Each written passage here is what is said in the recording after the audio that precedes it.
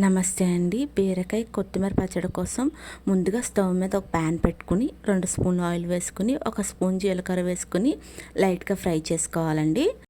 జీలకర్ర ఫ్రై అయినాక 3-4 పచ్చిమిరపకాయ ముక్కలు వేసుకుని ఫ్రై చేసుకోవాలి.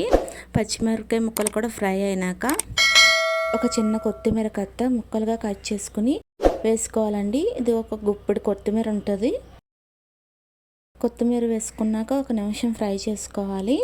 కొత్తిమీర లైట్గా ఫ్రై అయినాక ఇప్పుడు 2 టమాటాలు చిన్న చిన్న ముక్కలుగా కట్ చేసుకున్నవి వేసుకోవాలండి. టమాటాలు వేసుకున్నాక ఒకసారి బాగా కలుపుకోవాలంటాను. ఇప్పుడు ఇందులోనే ఒక 1/2 కిలో బీరకాయలు చెక్కు తీయనివి వేసుకోవాలండి. అలాగే 4-5 వెల్లుల్లి రెబ్బలు, అలాగే కొద్దిగా సాల్ట్ వేసుకోవాలండి. అలాగే కొంచెంగా చింతపండు వేసుకొని ఒకసారి అంతా బాగా కలుపుకొని మూత పెట్టుకుని ఒక 5 మినిట్స్ ఉడికించుకుంటే సరిపోద్దండి. ఒక 5 మినిట్స్ తర్వాత చల్లారనిచ్చి మిక్సీ పట్టుకోవాలండి.